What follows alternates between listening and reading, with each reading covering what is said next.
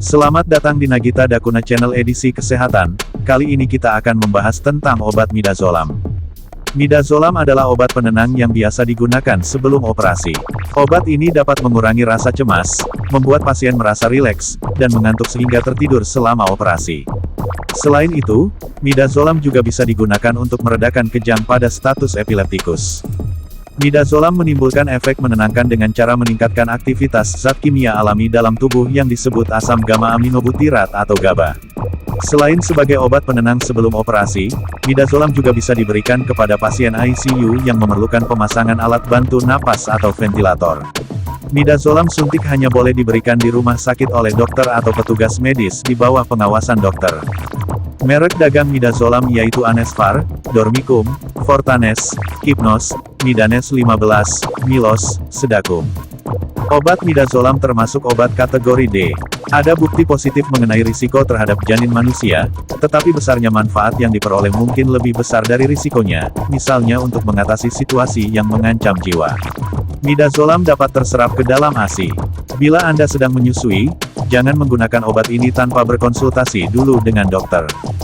Dosis dan aturan pakai midazolam. Dosis midazolam berbeda-beda pada tiap pasien.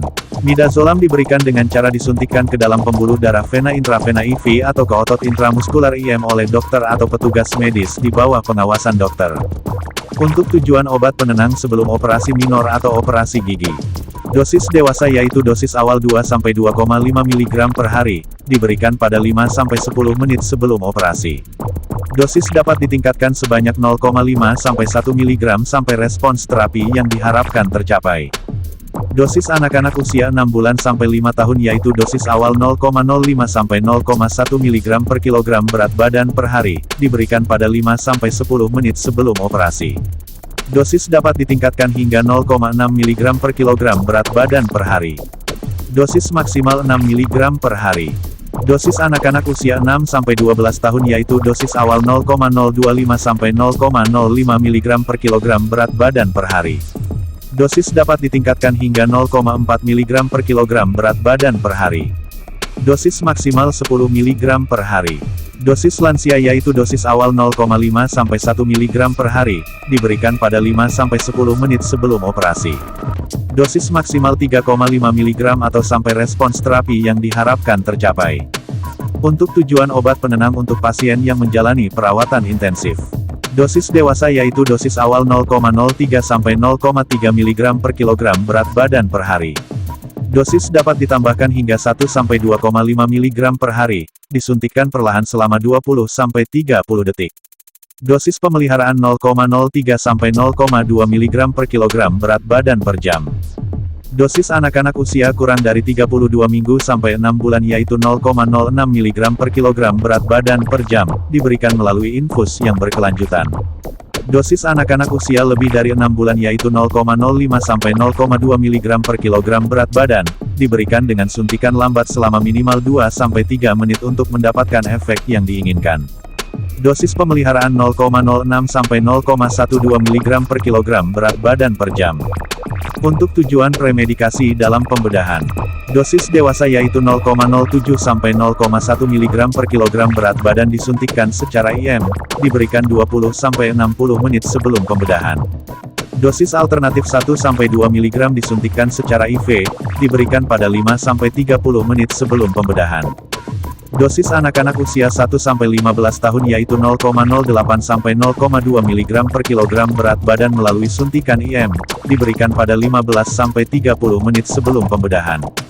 Dosis lansia yaitu 0,025-0,05 mg per kilogram berat badan melalui suntikan IM, diberikan pada 20-60 menit sebelum operasi atau pembedahan. Untuk tujuan meredakan kejang akibat status epileptikus. Dosis dewasa yaitu 10 mg yang disuntikan secara IM. Interaksi midazolam dengan obat lain. 1. Peningkatan efektivitas midazolam jika digunakan dengan ketoconazole, itraconazole, voriconazole, calcium channel blockers, antibiotik makrolid, atau obat antivirus seperti ritonavir. 2. Peningkatan risiko terjadinya efek samping yang fatal, seperti koma dan gangguan pernapasan jika digunakan dengan obat golongan opioid, seperti morfin atau kodein.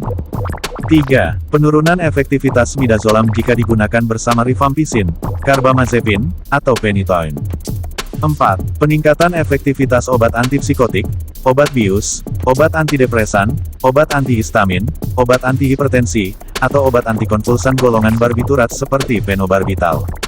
Efek samping midazolam yaitu sakit kepala, kantuk, cegukan, mual atau muntah, amnesia sementara, nyeri, kemerahan, atau bengkak di area penyuntikan.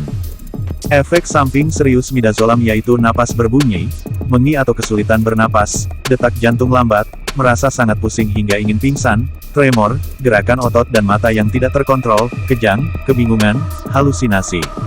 Konsultasikan ke dokter jika efek samping tak kunjung reda atau justru semakin memburuk. Salam sehat, sampai jumpa di video selanjutnya. Terima kasih.